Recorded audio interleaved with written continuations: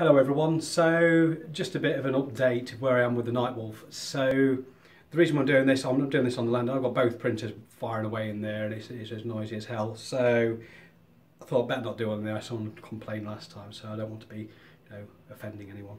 Now this is the Nightwolf version 2, and it seems to be a bit of a good contender at the moment for the E700 KPC camera, which everyone is always raving about, and I will admit I've never used one. I use my own specific camera boards that I've sourced and they seem to do the job quite well, and I've had no real issues with them.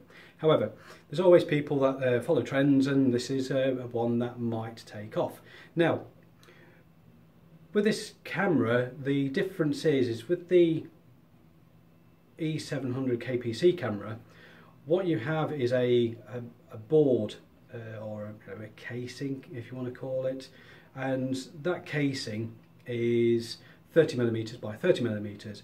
And for those who are kind of just stepping into the world of the DIY night vision type builds, the form factor of that used to be quite happily fit into a floplast tube, and you can go on there. There's loads of videos of other people like myself that's been used to them, and if you just go around YouTube, Night Vision Builders Group, as always, that's a good resource.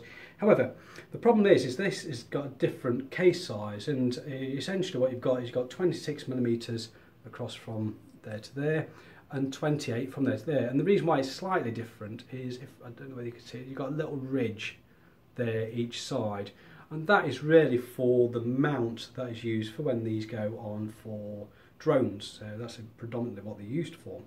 Now what I've done is I've just made a little carrier at the moment, and I have to really thank Paul Elliott for steering me on this, because I'd been wanting to try and find the internal diameter of the floplast tube to make something more circular, but like I said, as you know, we might as well make it as the same form factor as the KPC, and off we go. So I can't really claim that this is my idea, it's more Paul's, but Paul is a very nice guy. He quite happily likes to share his ideas and gets the fame and fortune that way. He'll probably rib me for loads for this, but anyway, it is what it is. So there we go. So it sits quite nicely. I do have a scenario where I've got here, there's a bit of a gap. I'm going to raise that up, and I'm going to have a plastic cover there to make it more of a sealed unit, which should work quite nice. And then what we'll do is we'll drop that into a floplast tube. Now typically I used to have loads of these scattered around all over the place, and I've got none at all. It's bugged the hell out of me. I've been in the garage, been in the office, I've actually done a bit of clearing up as well, which is strange. But that's where we are at the moment, so keep tuned at the moment. I'm going to try and hopefully get this all wired up tomorrow on an actual working unit, and we're going to use the floplast tube. We'll use a 21865 battery pack, and also the standard 3.5 TFT screen, and my usual mounting, and then we'll see how it goes. I'll see about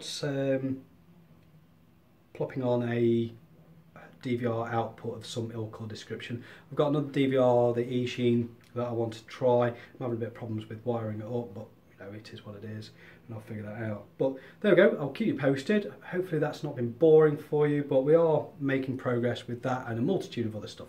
So there we go folks, and I'll catch you later. Bye.